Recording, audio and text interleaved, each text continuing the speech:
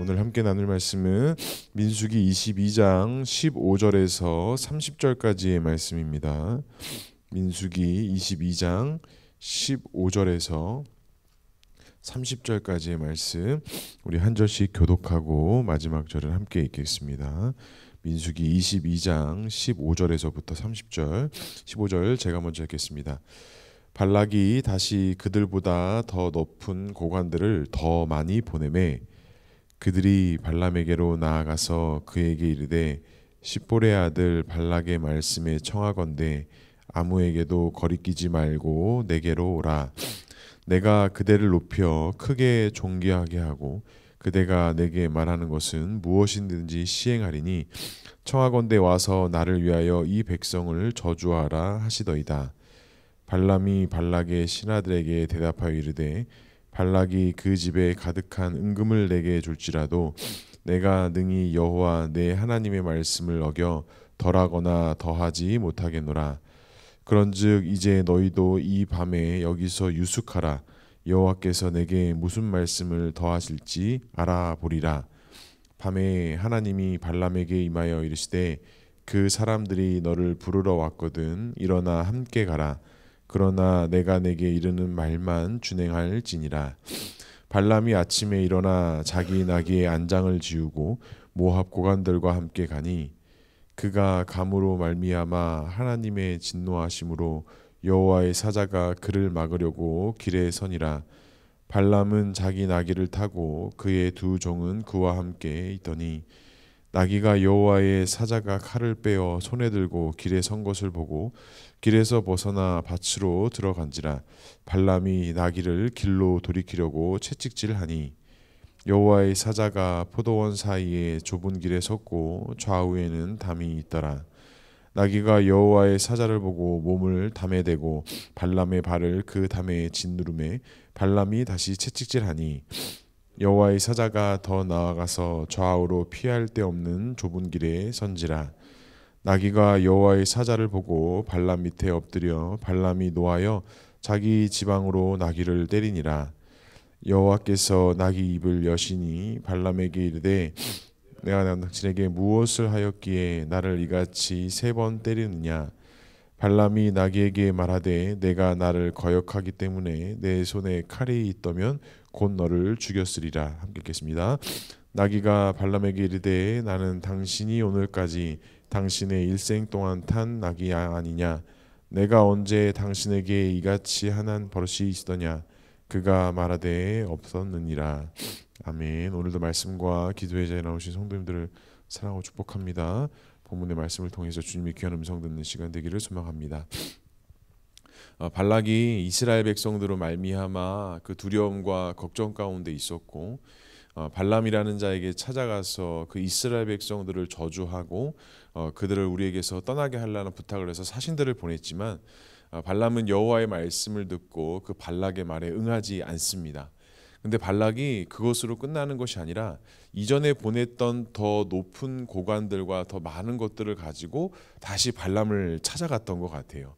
그리고 다시 한번 제안을 합니다. 이스라엘 백성들을 저주하고 우리들과 같이 가자라고 이야기했더니 발람이 어떻게 보면 되게 믿음이 있는 것처럼 이야기합니다. 17절과 18절 19절에 이어서 말씀해 보면 18절에 특히 발람이 이렇게 이야기합니다. 그 집에 은과 금을 내게 줄지라도 내가 능히 여호와 내 하나님의 말씀을 여겨 덜하거나 더하지 못하겠노라 라고 이야기해요. 표면적으로 보여지면 발람이 마치 하나님을 아는 것처럼 하나님을 두려워하는 것처럼 보이지만 이 발람 속의 마음 안에 있었던 것은 과연 무엇이었을까? 이 발람에 대한 정보가 구체적으로 많이 있지는 않기 때문에 구체적으로 알 수 없지만 이 발락 왕이 발람을 찾아갔을 때는 그가 어떤 선지자적인 위치보다는 어떤 다른 주술적인 의미들을 더 빌었기 때문에 이스라엘 백성들을 향한 어떤 저주의 메시지, 그들을 향한 어떤 행위들을 통해서 이 문제들을 돌파하고자 하는 그런 뜻이 이 발락에게도 있었다라는 것입니다. 하지만 발람은 하나님의 그 음성을 듣고 이스라엘 백성들은 축복받은 민족이기 때문에 그들을 어떻게 저주하거나 그들을 어떻게 하거나 할 수 없다라는 것을 알기 시작했다라는 것이죠. 하지만 발락은 그게 그치지 않고 더 많은 것들을 제안하고 더 많은 것들을 제시하면서 발람의 마음을 돌이키고자 했던 것입니다. 그런데 이 발람의 마음이 흔들렸다라는 것을 우리가 어디서 알 수 있었느냐? 하나님의 말씀이 그것이었다면 그냥 딱 그렇게 잘라내고 거절했다면 다행인데 19절에 보니까 이렇게 그들에게 고관들에게 제안해요. 그런즉 이제 너희도 이 밤에 여기 유숙하라. 여호와께서 내게 무슨 말씀을 더하실지 내가 어떻게 하겠대요? 알아보겠다라고 이야기를 합니다. 단순히 하나님의 뜻이 더 어떤 것인지 알아보겠다, 하나님의 뜻을 분별하겠다, 단어적으로 이렇게 표현이 되어지지만 어찌 보면 전후 문맥과 상황들을 보게 되면 이 발람의 마음 가운데 그 고관들이 가지고 왔던 더 많은 것에 대한 어떤 재물에 대한 어떤 눈에 보여지는 혹하는 것에 대한 마음의 흔들림, 하나님의 뜻을 내가 다시 한번 물어보겠다라는 것은 그가 처음에 하나님께서 하신 말씀을 그냥 말씀 그대로 받아들이는 것이 아니라 혹시 하나님의 뜻이 다른 것인지, 혹시 다른 무엇이 있는지 내가 더 한번 확인해 보겠다라는 어떻게 보면 믿음이 아닌 불신앙적과 교만적인 마음의 태도가 발람에게 있었다라는 것을 우리가 알 수 있습니다. 그리고 20절에 하나님이 발람에게 말씀하셔서 이렇게 말씀하신다. 그 사람들이 너를 부르러 왔거든. 일어나 함께 가라. 그러나 내가 내게 이르는 말만 준행할지니라 라고 이야기를 해요. 그러니까 하나님께서 마치 다른 하나님의 뜻이 있는 것처럼 발람에게 말씀하셨지만 그들을 따라가라라고 말씀하셨지만 그들의 어떤 제한과 그들의 어떤 보여지는 것들을 따라가는 것이 아니라 하나님께서 전제 조건을 하나 두셨습니다. 내가 내게 하는 말만 그들에게 이야기해야 될 것이다 라고 이야기하세요. 그러니까 하나님께서 말씀하시는 것이 마치 어떤 발람에게 사명을 주어지는 것 같지만 이후에 이제 자기가 평생 이용하던 나귀와의 사건의 이야기를 보게 되면 결코 이것은 하나님께서 원하시는 길이 아니라 어찌 보면 발람의 마음에 더 가고자 하는 마음이 있었다. 어찌 보면 발람이 이 상황들을 잘 이용해서 발락에게 많은 것들을 요구하고 더 많은 것들을 취하고자 하는 교만 아닌 교만의 마음이 이 발람의 마음 가운데 들어왔다라는 것을 우리가 또 함께 볼 수 있다라는 것입니다. 사랑하는 성도로 우리가 하나님의 절대 주권을 인정하고 하나님의 뜻을 믿음으로 바라보며 나아가지만 우리 역시도 그 다음에 다른 여지를 둘 때가 참 많이 있습니다. 어떠한 상황과 어떠한 현실 속에서 하나님의 뜻 앞에 온전히 100% 순종하는 믿음이 어떻게 보면 하나님의 말씀일 텐데 우리는 그것과 함께 생각하는 것이 다른 여지의 것을 하나 둘 때가 참 있을 때가 많이 볼 수가 있습니다. 저 역시도 믿음의 길을 걸어가면서 하나님의 뜻을 참 100% 완벽하게 분별하는 것이 어떻게 보면 참 그것이 믿음의 온전한 길일 텐데 참 그것이 쉽지가 않거든요. 그러면서 하나님의 뜻이 무엇일까, 하나님의 방법이 무엇일까 고민하고 기도하지만 그 하나님의 뜻 앞에 마음을 다하고 귀를 기울이는 것과 함께 다른 마음의 어떤 한 빈 자리, 어떤 빈 여지를 우리의 둘 때가 저에게도 있음을 참 보게 됩니다. 그런데 오늘 이 발람을 이야기를 보면서 어찌 보면 하나님의 말씀은 항상 동일하고 항상 정확한데 우리의 판단과 우리의 기준 또 이런 세상의 방법과 세상의 흐름에 너무나도 익숙한 나머지 우린 그 익숙함의 여지를 둘 때가 참 많이 있다라는 것입니다. 하지만 사랑하는 성도 여러분, 우리가 하나님을 믿는 자로서 하나님을 주인으로 따르는 자로서 반드시 마음 안에 기억하고 우리가 반드시 바라봐야 될 것은 그 하나님의 온전한 인도하신 가운데 하나님의 역사하신 가운데 우린 날마다 순복하고 엎드려져야 한다는 것입니다. 그래서 많은 신앙의 도서에도 보면 또 많은 믿음의 선진들을 보게 되면 동일하게 하는 말이 그 영적인 분별력이라는 이야기들을 참 많이 하면서 그때마다 상황마다 하나님의 뜻을 정확히 분별할 수 있는 그 영적인 분별함이 우리에게 있어야 한다라고 이야기합니다. 사랑하는 성도 여러분, 오늘 하루도 그런 영적인 분별함 가운데 하나님의 뜻을 옳게 분별할 수 있는 저와 우리 모두가 될 수 있기를 주님의 이름으로 간절히 축복합니다. 그리고 나서 그 발람이 발락에게 길을 옮기기 시작합니다. 그런데 오늘 그 발람과 그 나귀 사건을 이렇게 이야기를 하게 되면 참 신비로운 사건이기도 합니다. 나귀가 말을 하고 그 주인 발람과 소통을 하는 장면인데, 이것도 어떻게 보면 하나님께서 직관적으로 다 개입하셔서 말도 안 되는 상황을 통해 발람에게 메시지를 던지고 있다는 것입니다. 발람이 자기가 평생에 이어가던 나귀를 타고 발락에게로 길을 옮깁니다. 그런데 여호와의 사자가 나타나서 그 발람의 길을 막아섭니다. 그런데 오늘 참 특이한 것은 그 여호와의 사자를 나귀는 인식했지만 발람은 인식하지 못했다라는 것입니다. 그가 평생에 이용했던 그 동물 나귀는 여호와의 사자가 그의 앞에 길을 막아섰다라는 것을 인식했지만 발람은 그것을 이해하지 못했다라는 것이죠. 그리고 발람은 그 길을 잘 가지 못하는 나귀에게 무려 채찍질을 3번을 하면서 왜 다른 길로 가느냐라고 이야기하자 하나님께서 그 나귀를 통해서 발람에게 이야기합니다. 내가 평생에 이런 일을 행한 적이 있습니까? 왜 그런데 나를 3번이나 채찍질합니까? 이렇게 나귀가 자기 주인에게 이야기하는 거예요. 자, 그런데 오늘 이 나귀 사건을 통해서 발람이 분명히 인식해야 됐다는 것은 평소와 달랐다라는 거예요. 평소에 일어나지 않았던 참 신비로운 일로 자기가 지금 걸어가는 길에 걸림돌이 생겼다라는 것입니다. 그러면 발람은 분명히 이 길 가운데 생각해야 될 것은 하나님께서 자신에게 무엇을 말씀하셨고 내가 무엇을 인지하고 있어야 되는지를 분명히 알고 있어야 된다는 거예요. 그런데 동물도 여호와의 사자를 인식하고 그 앞에 발걸음을 멈췄는데 발람은 그 영적인 무지 때문에 그 여호와의 사자를 인지하지 못하고 그 발락에게로 가는 길에 지체 없이 가고자 했다라는 것입니다.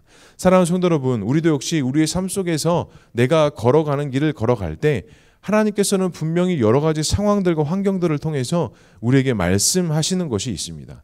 때로는 나와 전혀 상관이 없는 상황, 때로는 나와 전혀 상관이 없는 사람들을 통해 그 사람들의 입술과 말을 통해 주님께서 내게 던지시는 메시지가 분명히 있다라는 것을 우리가 잘 인식하고 우리가 잘 알고 있어야 된다는 것입니다. 어쩔 때는 내가 불편한 상황을 통해서 내게 불편한 사람을 통해서도 주님은 우리에게 말씀하고 계시다는 것을 우리는 꼭 알아야 됩니다. 그러니까 이 영적인 분별력, 이 영적인 민감함이 우리가 어떻게 보면 우리가 생각하는 깨끗하고 정결한 것에서부터만 오는 것이 아니라 이 영적인 분별력과 영적인 민감함은 어찌 보면 우리가 불편하게 생각하는 모든 상황 속에서도 모든 환경 속에서도 주님은 우리에게 말씀하고 계시다라는 것입니다. 성도 여러분, 지난 삶을 돌아보면 우리가 하나님의 뜻을 분별하고 하나님의 뜻을 알아갔을 때 좋은 것을 통해서만 하나님께서 말씀하셨습니까? 그렇지 않습니다. 때로는 내가 잘못되고 내가 실수하고 내가 넘어지는 그 과정과 환경 속에서도 주님은 우리에게 귀한 것들을 말씀해 주시고 그 가운데 하나님의 뜻을 분별할 수 있는 은혜들을 항상 열어주셨다는 것을 우리가 너무나도 잘 알고 있습니다.